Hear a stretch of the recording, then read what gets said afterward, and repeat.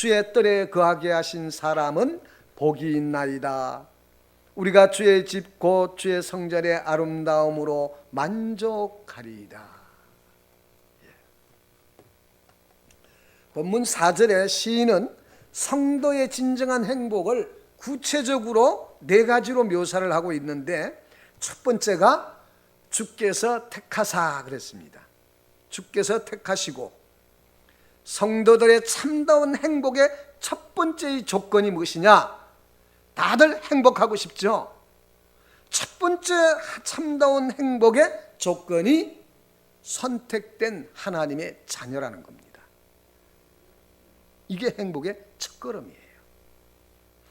여기에서 출발하지 않으면 어디에서도 행복과 만족은 없습니다. 어디에서도.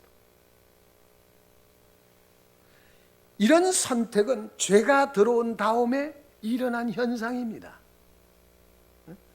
하나님께서 인간을 창조하실 때 한 사람 한 사람 개별적으로 지으셨지만은 모든 인간들을 영적으로 하나님과의 가족처럼 묶어서 하나님과의 관계를 맺으시려고 창조하신 것입니다.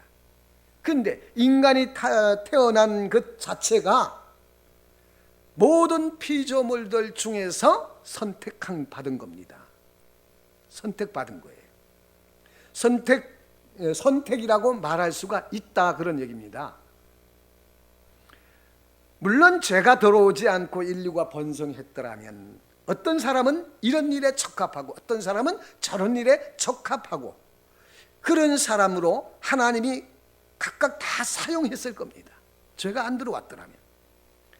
어떻게 보면 이것도 선택이라고 말할 수가 있겠지만은, 여기서 말하는, 본문에서 말하는 선택은 하나님과의 특별한 관계를 맺은 선택이라는 얘기입니다.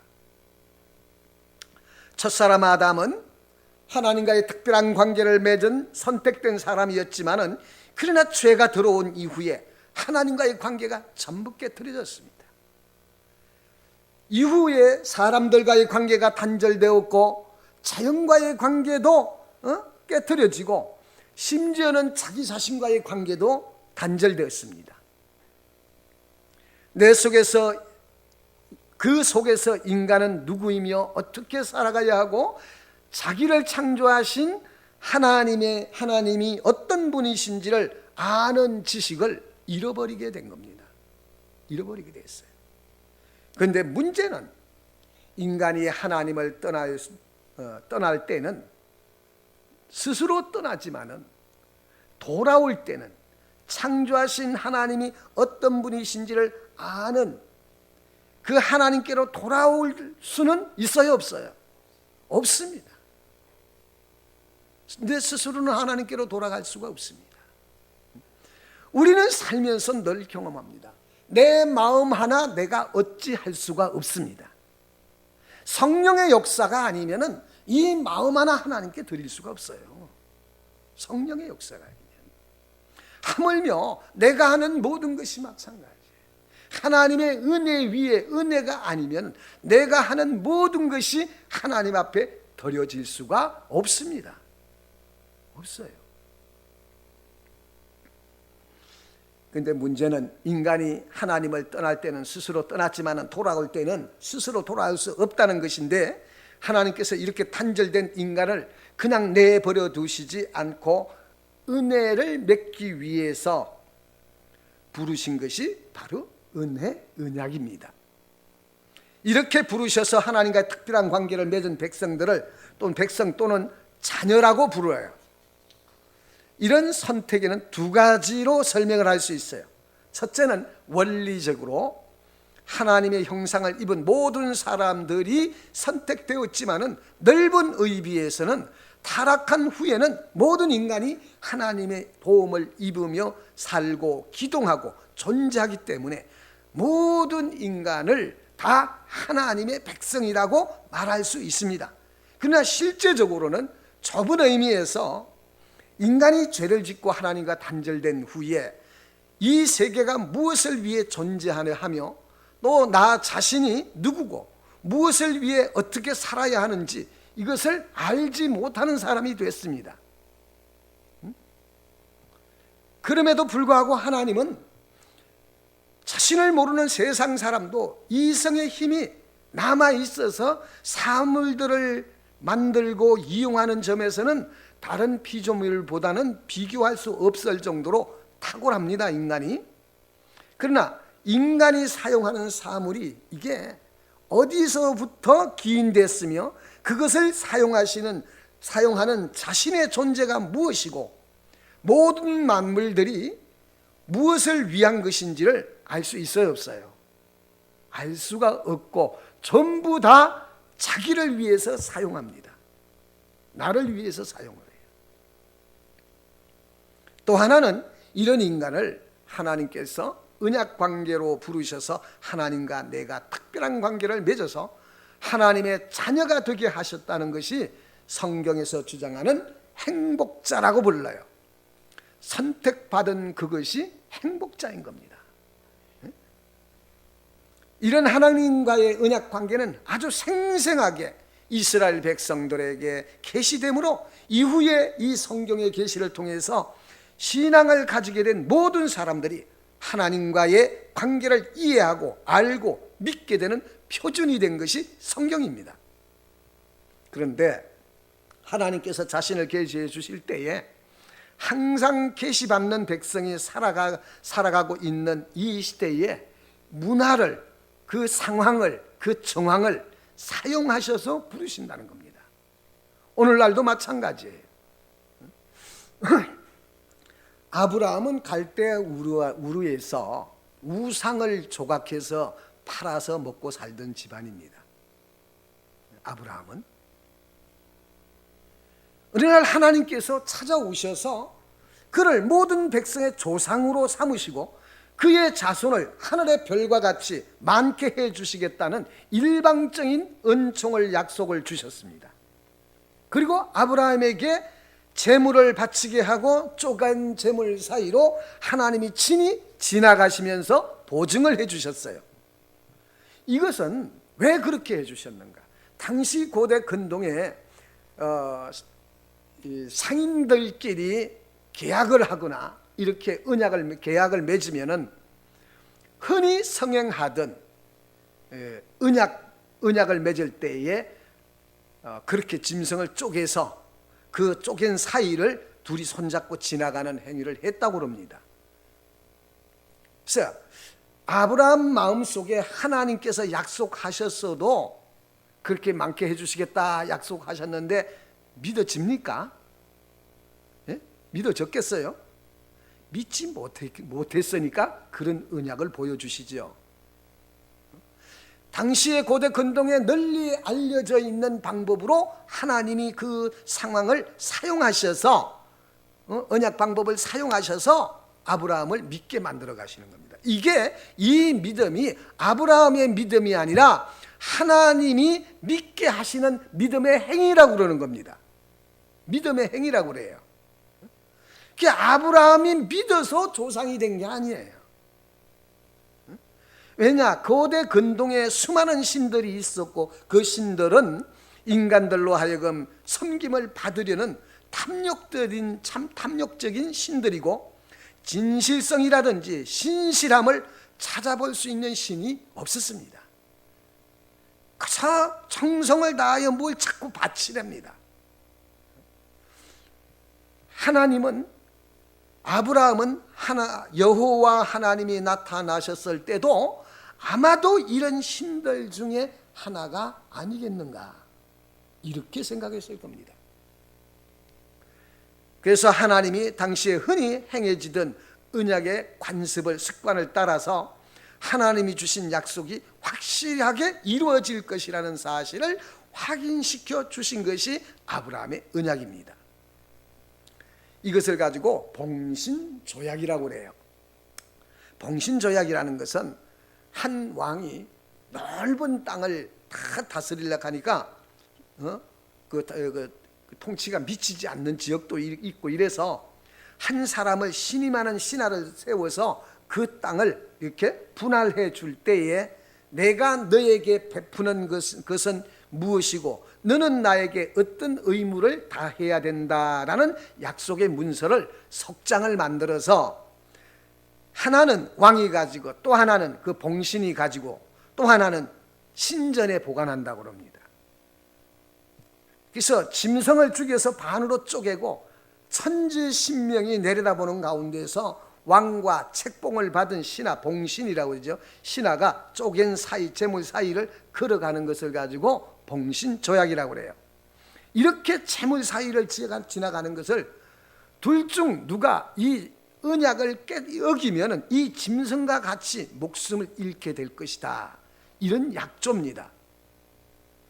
인간이 하나님 앞에 하나님의 계명을 어기고 죄를 범하는 이것은 이런 형벌에 해당한다는 약속을 어긴 겁니다. 그래서 짐승이 쪼개진 것처럼 형벌을 받을 수밖에 없는데, 그렇게 되면 하나님이 인류를 창조하신 그것이 의미가 없어져 버려요. 그래서 하나님은 그런 형벌을 누구께 맡깁니까? 그 아들 예수 그리스도께 담당시키시고, 우리의 행위나 노력으로서가 아니라 순전히 하나님의 은혜로 언약 관계를 유효하게 하신다는 겁니다. 하나님이 은혜로 언약 관계를 유효하게 해주셔야만 되는 겁니다. 이게 바로 언약 백성이 되었다는 행복의 첫 번째 조건이에요. 그래서 하나님과 인간 사이에 특별한 관계를 맺고 언약 속으로 들어가는 것 자체가 복이요 행복인 겁니다. 왜냐? 그런 언약 관계 속에서 하나님을 가까이 하고 그분을 힘입어서 생명과 사랑의 교통이 이루어지고 그 생명의 충만함으로 채워지기 때문에 우리는 더 이상 하나님 외에 바랄 것이 없어지게 되는 겁니다. 이런 언약은 근본적으로 하나님이 나를 부르시고 하나님께서 무한한 은혜를 베푸심으로 하나님의 뜻에 합당한 백성 또는 자녀로서 살 수 있게 하신다는 점에서 하나님이 나에게 일방적으로 베푸시고 약속하신 겁니다. 그렇게 해 주시겠다고. 심지어 이런 관계는 나의 동의를 얻어서 이루어지는 게 아니에요. 나의 동의를 얻어서 이루어지는 게 아니라 하나님이 은총으로 멸망을 자초하는 사람들 가운데 하나님이 주권적으로 나를 선택하셔서 하나님과 특별한 관계를 맺으사 그 은혜로 생명과 사랑을 공급해 주시는 겁니다. 이것을 받아 먹어야 되잖아요. 예? 받아 누려야 되지 않습니까? 이게 특권이란 말이에요. 은혜를 주면 좋았어가 아니라 그 은혜 속에는 하나님의 소명이 들어있어요. 하나님이 부르심이 있단 말이에요. 그 은혜와 함께 주신 말씀 속에 깃든 진리의 빛을 더 사모하며 성령의 도움을 구하여 이 말씀을 하나님이 왜 나에게 이런 은혜를 베푸셨는가 물어보는 과정 속에 하나님의 의중도 알게 되고 그 마음이 어떠함을 알게 되고, 이 모든 것들이 하나님의 은혜가 하나님의 성품이 시행되는 방식까지도 알게 되는 많은 지식들이 그 은혜와 함께 주어주고자 하시는 하나님의 선물이 잔뜩 들어있단 말이에요. 이런 건 찾아가지 아니하고 좋았어. 참 오늘 말씀 좋았어. 이건 하나님을 모독하는 겁니다. 소명을 찾아가시기 바랍니다. 들려올 때까지, 비추어질 때까지, 성령이 역사할 때까지 그 말씀 가슴에 심고 그렇게 외치란 말이에요. 내 눈을 열어주십시오. 주의 기함을 보게 하소서. 주의 마음을 내게 비추사 나로 알게 하시어 거기에 참여하게 하시어 하나님의 기뻐하심에 참여할 수 있기를 바랍니다. 이게 기도입니다. 이게 이 돌같이 굳어진 마음 때문에 하나님이 성령이 투사를 해도 비춰지지가 않고 이 돌같이 마음이 굳어져서 그런 겁니다. 이거 깨트려 주세요. 깨트려 주세요. 이런 기도해가면서 하나님께 더욱 가까이 나아가 그 은혜의 빛으로 충만한 생명이 부어지기까지 그리하여 내 삶에 주어진 모든 환경과 조건들을 타파하고 이겨나갈 수 있는 능력이 되어서 찬송 부르며 나의 하나님을 고백하는 살아계신 하나님을 만나서 내 안에 살아계신 예수 그리스도, 이번 주일 합니다. 주일날 하나님이 예수님이 내 안에 어떤 방식으로 살아계신가, 이 부분을 다음 주에는 다 못할 것 같아요. 그래서 한 2주로 나눠서 할까 생각도 하고 있습니다.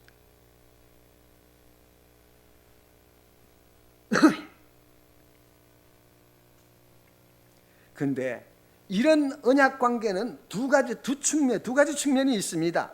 그게 뭐냐? 따라하십시오. 의무와 특권. 의무가 있는가 하면 의무도 나를 위한 의무입니다. 하나님을 위한 의무가 아니에요. 의무와 특권이 있습니다. 하나님께서 언약관계로 부르신 사람들은 하나님 앞에 많은 특권들을 누리게 하시는데 그 중에 가장 중요한 특권 2가지가 있어요. 뭐냐? 지식과 은혜입니다. 따라 하십시오. 지식과 은혜. 은혜를 받을 수 있는 특권, 하나님을 알 수 있는 특권이 하나님은 나에게 계시해 주십니다.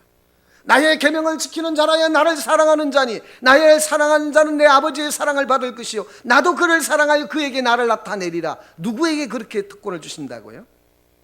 계명을 지키는 자. 말씀을 마음에 심고 그 말씀을 실현하고자 애쓰며 기도하는 그에게 하나님 자신을 계시해 주시겠다는 겁니다. 그러면 하나님을 실제로 아는 지식을 소유한 자가 됩니다. 이게 나의 증거가 되어서 이 마음에 심어져서 일평생 사라지지 않습니다. 이게 내 힘의 권한입니다. 권한. 내가 살아가는 힘의 근원이라고요. 그래서 이런 언약 관계 안에 들어온 사람들은 하나님이 어떤 분이신지를 계시해 주어 주십니다.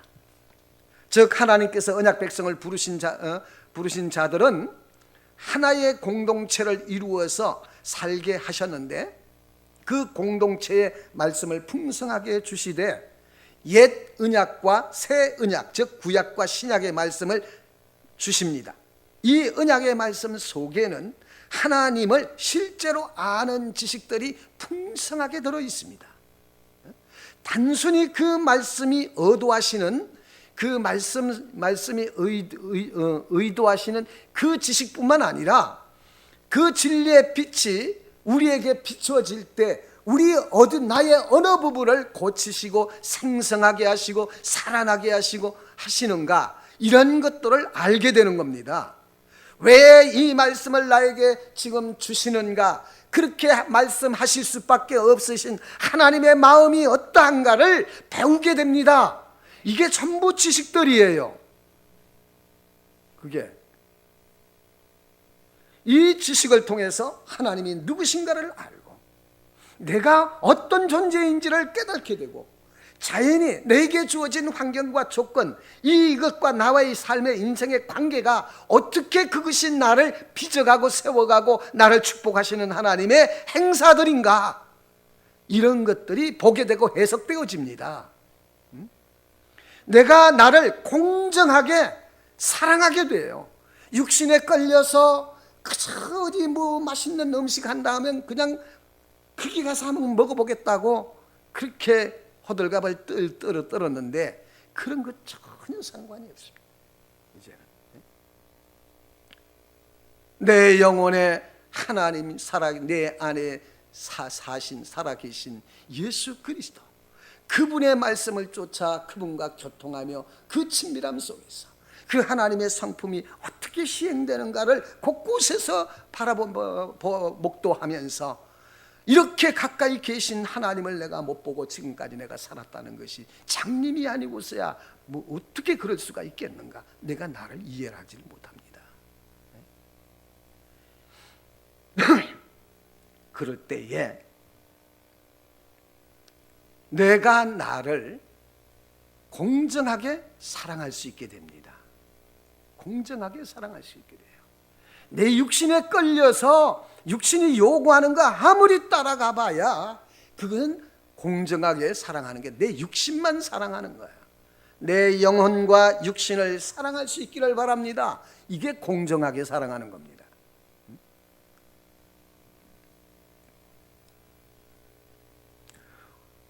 교회의 본분은 외면해서는 안 되는 아주 중요한 그 사명, 교회의 사명은 이 지식의 말씀이 교회 안에 가득 찬 양식처럼 풍성하게 되는 것입니다.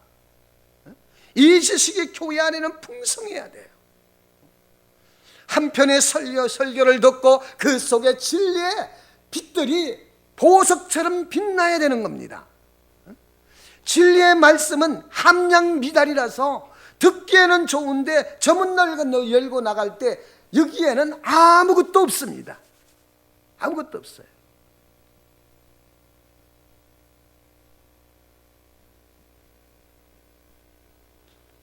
제가 말씀을 전하면 쉽게 해달라, 참 쉽게 좀 전해달라, 또는 너무 많은 것을 그렇게 많이 쏟아 놓으면 소화도 못 시킨다, 별의별 말을 다 듣고 여기까지 왔습니다. 그냥 강단에서 주시는 대로 잡수세요. 기독교 역사에서 교회에 하나님의 말씀이 없었던 때가 없습니다. 없어요. 언약 백성들에게는 항상 성경을 통해서 하나님이 누구신가를 아는 지식을 펼쳐주시고, 어떤 때는 주님이 직접 나타나셔서 보여주시기도 하고, 어떤 때는 기적을 행하심으로 그 말씀이 사실인 것을 입증하시기도 합니다. 그런데 이런 하나님의 말씀이 항상 동일한 정도로 주어지는 것은 아니에요. 어떤 때는, 어떤 세대에는 언약 백성들이 하나님을 더욱 경배하고 순종하게 하기 위해서 어떤 사람이 말씀을 각 분야대로 탐구하고 배우고 상세하게 가르치고, 또 어떤 후손들을 위해 글을 남기기도 하고 삶을 보여주기도 합니다. 그러나 누구든지 교회 안에 들어오면 자신에게 적합한 말씀을 먹으며 새 힘을 얻고 하나님을 실제로 만나야 되는 겁니다. 어느 시대에도 아주 게을러서 말씀을 맡은 사람이 헌신하지 않고 하나님의 자녀들이나 백성들이 그 말씀이 그토록 중요하다는 사실을 깨달지 못하고 세상의 헛된 지식과 자기 행복에 도취되어서 하나님의 자녀로서 마땅히 먹어야 할 말씀의 진리된 빛을 알지 못할 때도 있었습니다. 역사 속에서는 있었어요. 이때 하나님의 자녀들뿐만 아니라 그 사회가요, 그 사회 자체가 급격히 쇠퇴해 간 것을 우리는 알 수 있습니다. 어느 시대에도 하나님은 말씀을 완전히 거둔 시대는 없습니다. 아무리 약한 시대에도. 그래서 무엇과도 바꿀 수 없는 교회의 사명은 하나님의 말씀을 교회 안에 풍성하게 하는 것입니다. 여러분들이 그 말씀의 실제를 경험을 하고 또 경험을 해서 이 말씀의 은혜를 나누는, 그 가마력을 나누어주는 여러분이 되시기 바랍니다. 이 교회에서 세상 이야기 하지 마세요. 그건 나가서 하십시오. 교회에 모였을 때는 성도의 교제라는 것은 영적인 교제예요. 은혜 받은 것을 나누고 그 말씀의 깨달은 부분들을 토하며 또 이런 이야기를 해서 듣는 자들로 하여금 더 하나님을 생각나게 하고 하나님을 만나고 싶어지고 하나님께 가까이 나가고 싶은 이런 열망이, 소원이 생기도록 하는 것이 성도의 교제입니다. 그게 교제예요.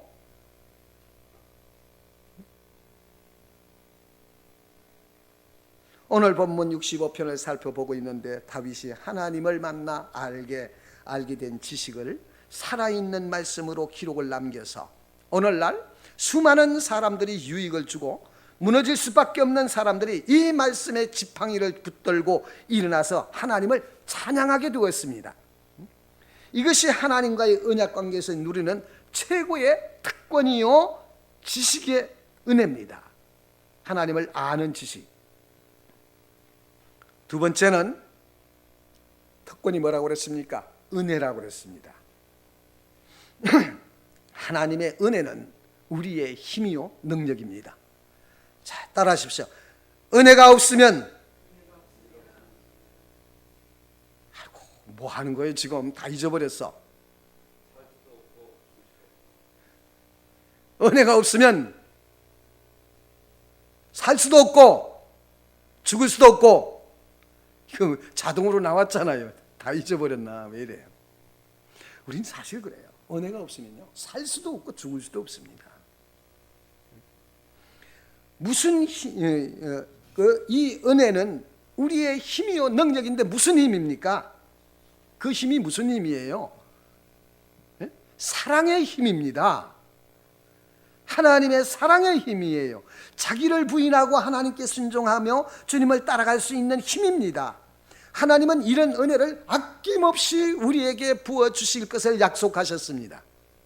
그래서 은혜를 받지 못할 때에는 도저히 할 수 없는 일인데, 은혜를 받으며 찬송하며 그 일을 할 수 있게 됩니다.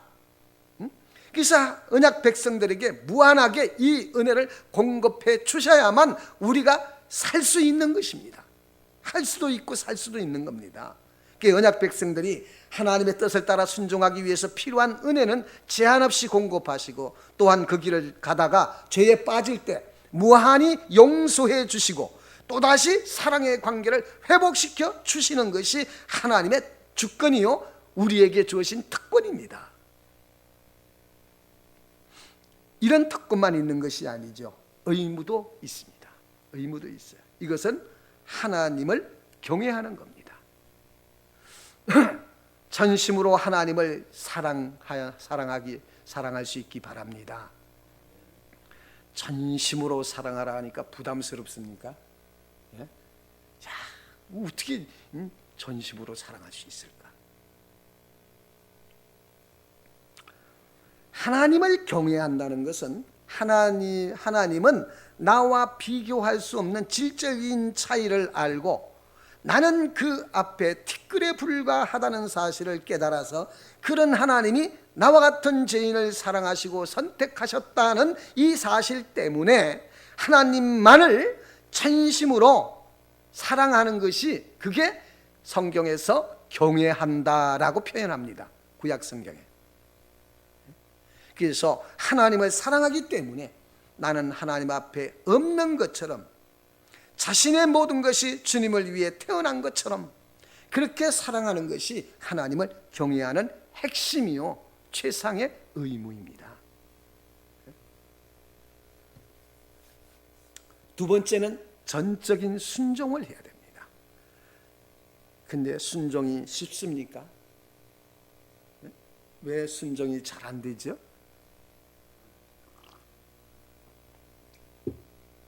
하나님을 사랑하면 순종이 즐겁겠습니까? 부담이 되겠습니까? 즐겁고 신난 일이죠. 순종의 기쁨을 알게 해달라고 기도하십시오. 나도 순종의 기쁨을 배워 그 순종의 사랑, 하나님을 사랑하게 해달라고. 순종하고 부어지는 헤도니즘의 기쁨이요 얼마나 대단히 큰지, 왜 이것을 예전에 몰랐을까? 그런 고백이 나옵니다. 내가 한락하니까 힘든 겁니다. 그 순종을 못하는 이유는 내가 나를 사랑하기 때문에 하나님을 사랑하지 못하는 겁니다. 그러니까 순종이 어려워지는 거예요. 나를 포기하게 되면 순종은 거의 저절로 됩니다. 거의 저절로 돼요. 하고 싶어지죠.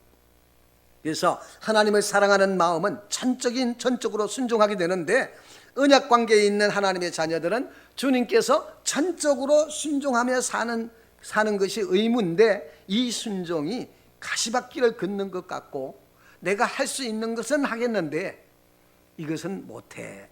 여기에 늘 턱에 걸려 있습니다. 늘 턱에 걸려 있어요. 그래서 고통스럽게 느껴지는 이유는 하나님 앞에 나를 포기하지 않았기 때문에 그 나오는 고통입니다. 결국 하나님께 불순종하는 것이 나에게 유익이 되는 것 같지만 시간이 흐를수록 하나님께서 하나님 앞에 죄를 더하게 되고 내 영혼과 육신이 치명적인 해가 되어서 서서히 고사되고 결국에는 죽음에 이르게 될 것입니다. 순종은 하나님을 위해서 요구하는 것보다도 나 자신을 위해서 요구하시는 겁니다. 그래서 하나님의 자녀들은 순종하며 살아가는 것이 언약 백성의 신령한 의무인 겁니다. 성도들이 불순종할 때 조용히 주님 앞에 나가서 주님, 제가 도저히 순종할 수 없으니 나에게도 순종할 수 있는 힘을 주십시오. 그리하여 주님이 명하신 계명을 쫓아 더욱더 주님을 사랑할 수 있는 사람이 되기를 원합니다. 이렇게 주님을 의지해서 간구할 때 하나님은 순종할 수 있는 힘을 내게 주십니다. 사랑하고자 하는 자에게 사랑할 수 있는 힘을 주시고 믿고자 하는 자에게 믿을 수 있는 믿음을 주시고 순종하고자 하는 자에게 순종할 수 있는 힘을 주시는 것이지, 가만히 있는데 은혜 받으면 된다 속지 마십시오. 안 되는 것 여러분들이 다 경험해 봐서 알아요. 큰 은혜 받으면 나도 순종할 수 있어. 아니요, 그렇게 되는 거 아닙니다. 내 의지를 먼저 하나님께 드리십시오. 내 의지를 하나님께 드리소. 주여, 이 의지 위에 은혜를 부으사 순종하게 하소서. 하나님의 주권과 인간의 자유의지는 함께 가는 겁니다. 그래서 순종하고자 하는 자에게 순종할 힘을 주시는 거예요. 이런 언약관계를 누리며 살 때 하나님께서 나에게 복을 주시는데, 이 복은 하나님과의 친밀한 교제를 통해 누리는 에쉬레의 복입니다. 이런 하나님의 언약관계에서 누리는 복의 본질이 삼위 하나님 안에 있는 그 사랑과 생명으로 나타납니다. 이 생명은 죽었던 것을 다시 살아나게 하는 놀라운 힘이요 능력입니다. 그래서 생명이 있는 것과 없는 것과의 차이는 하늘과 땅 차이나 됩니다. 달라요. 사람이 숨만 붙어 있어도요, 생명이 그 가운데 있고요, 숨만 붙어 있어도 육체의 생명은 떠나지 않습니다. 근데 생명이 끊어지면은 육체는 곧바로 어떻게 됩니까? 부패하고 몇 시간만 지나면 썩기 시작을 합니다. 하나님은 이런 이 생명을 내 영혼에 끊임없이 공급해 주세요. 우리 과거를 한번 생각해 보십시오. 지금과는 비교도 할 수 없을 정도로 어렵고 견딜 수 없는 시련을 당했을 때도 있었을 겁니다. 저는 지금도 처음 개척했을 때에 거기에 가끔 가는데 예전의 기억, 거기 가면은 예전의 기억들이요 민물처럼 밀려 들어옵니다. 그때 아주 열악한 그 환경 속에서 그 공동묘지 앞에서 마을도 없고 한데 거기다가 개척을 했으니 뭐가 있겠습니까? 그 어려움 속에서 거기서 12년 동안을 엎드려 있었습니다. 지금 생각하면요, 거기에서는 성령의 역사가 굉장히 강했습니다.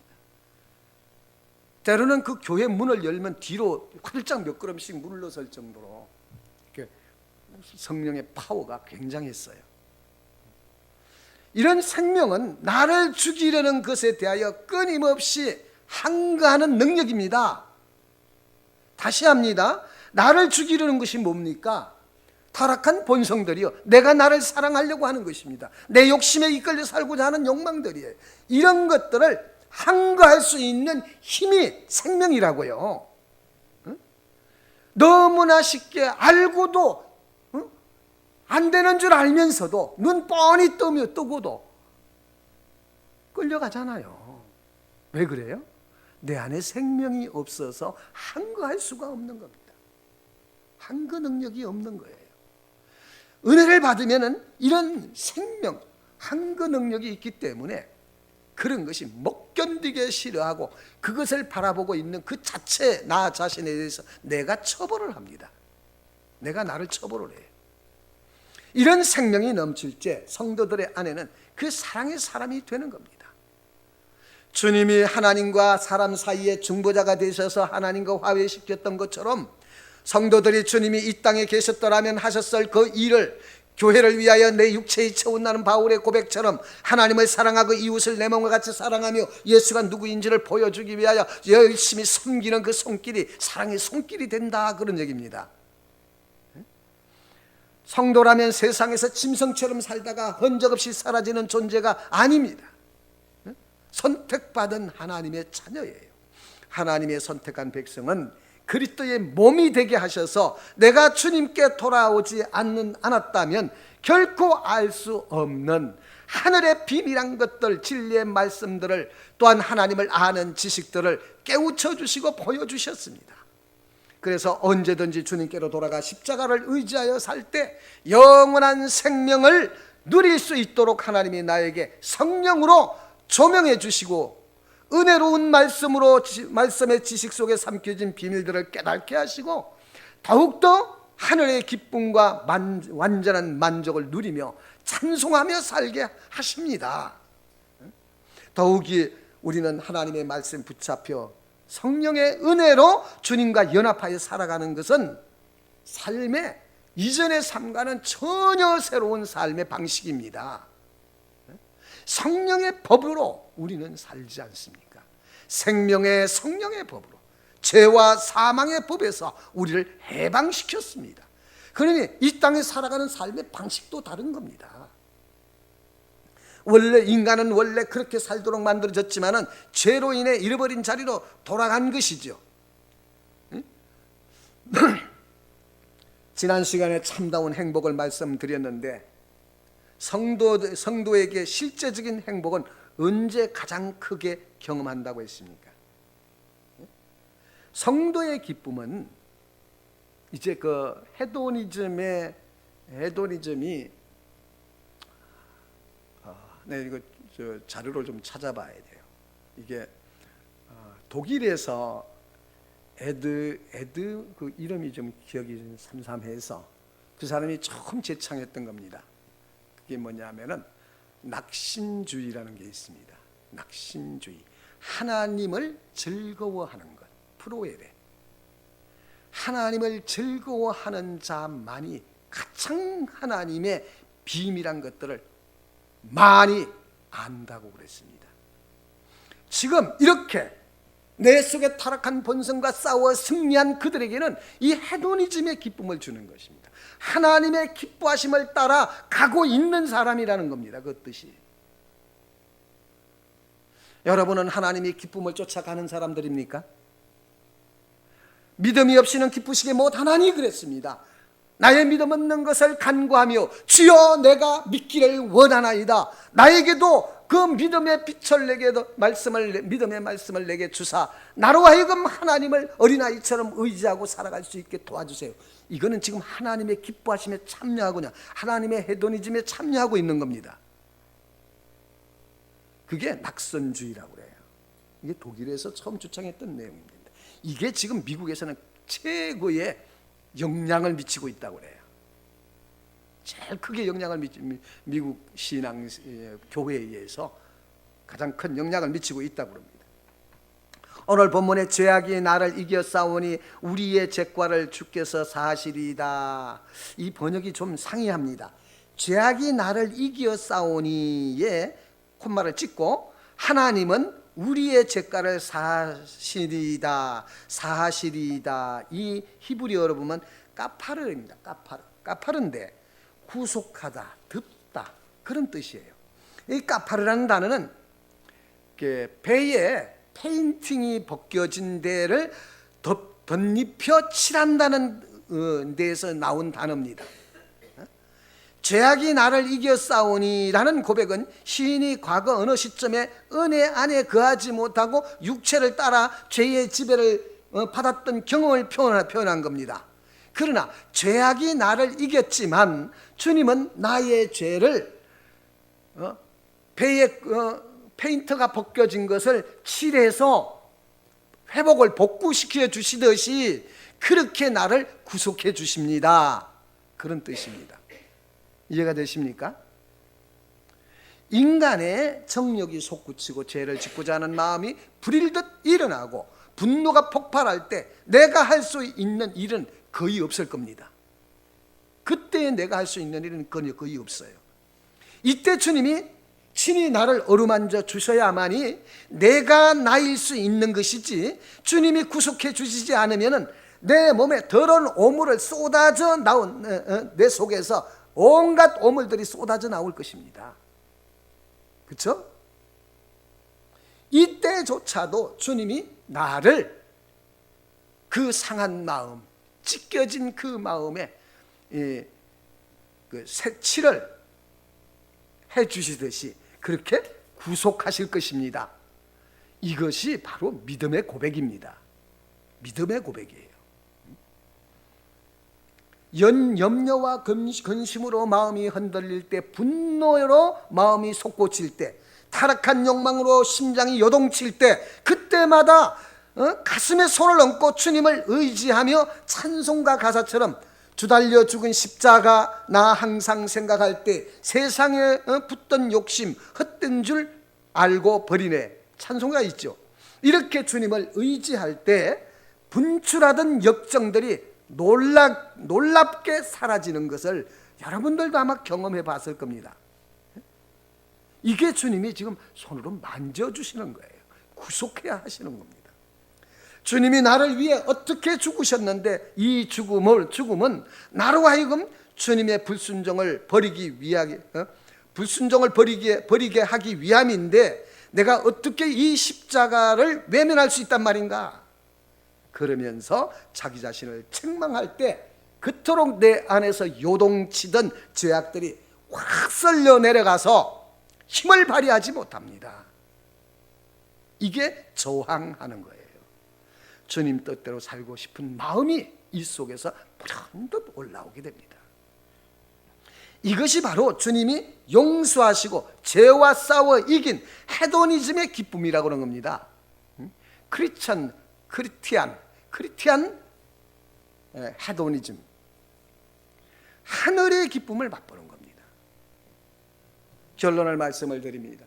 내 안에 사랑이 죄와 야합을 해서 그 자기 사랑으로 타락한 욕망과 미움과 더러움으로 나타나지만은, 이 사랑이 주님과 연합하면 솟아나는 하나님의 사랑과 생명은 열정으로 나타나게 됩니다. 열정으로. 그래서 하나님의 사업이 잘 되게 하시고 하는 일마다 풀리고 환경과 조건이 나아지는 것도 이렇게 하나님의 사랑이 증거이지만, 하나님과의 관계를 회복시켜 주시고 용서해 주시는 것과는, 그 환경을 고쳐주시고 나은 삶을 보장해 주시는 것보다 더 중요한 게 뭡니까? 하나님과의 관계가 회복되어서 용서해 주시는 것과는 비교가 할 수 없을 정도로 큰 은혜입니다.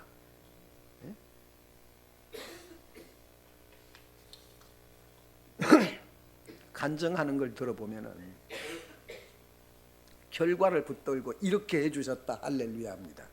대부분 간증이 그래요. 그건 간증이 아니에요.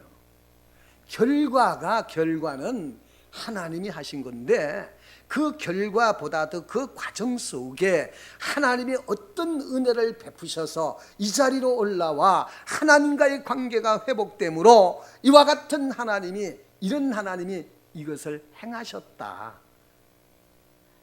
이 고백이 나와야 되는 거예요. 오늘 이 시간 그리스도의 십자가를 생각하면서 하나님을 떠나 죄악 가운데 살던 불순종을 용서해달라고 간구하며 다시 은혜 안에서 주님의 풍성한 생명으로 죽음에 항거하고 살아가는 자가 되어서 이제 하나님의 사람으로 주님 앞에 세워지기를 바랍니다. 이렇게 기도할 수 있기를 바랍니다. 기도하겠습니다. 살아계신 아버지 하나님, 감사하나이다. 오늘도 불러주신 그 선택 불러주시고 세우시고 나의 자녀라 명하여 주신 그 은혜를 저버리지 않게 하소서. 이 특권을 놓치지 않게 하옵소서. 우리 안에 충만함으로 채우시기까지 멈추지 않는 열망으로 우리를 붙잡아 주시며 그 은혜의 힘으로써 우리의 삶을 헤쳐나가는 하나님의 사람들이 되기를 원합니다. 이 시간도 진리의 말씀의 빛으로 저들의 얻은 마음을 밝히시고 굳은 마음을 깨뜨리시며 주 하나님만을 갈망할 수 있도록 주님 역사하여 주시어 우리에게 주어진 모든 것들을 활용하여 나의 하나님의 사람인 것을 입증하게 하시고 나의 하나님을 고백하여 저들의 삶을 통하여 주의 이름이 존귀하게 여김받기를 원하나이다. 이 시간도 주를 사모하는 자, 그 뜻대로 행하는 자에게 복을 나리시고 은혜를 베푸시는 나의 하나님을 알기를 원하며 더욱 사랑하기를 원하오니 순종할 수 있는 힘을 우리에게 주시옵소서. 참으로 순종의 기쁨이 헤도니즘의 기쁨을 맛보아 알게 하여 주시옵소서. 그리하여 모든 입술이 주 하나님의 살아계신 것과 나와 함께 하심으로 세상과 구별하게 하옵시고 그 하나님의 영광을 찬란하게 높일 수 있도록 역사하여 주옵소서. 살아계시며 지금도 우리와 함께 하시는 예수 그리스도의 이름으로 축복하며 기도합니다. 아멘. 찬송가 한 절 부르고 우리 기도 시간을 갖겠습니다. 399장 주의 약속하신 말씀 위에서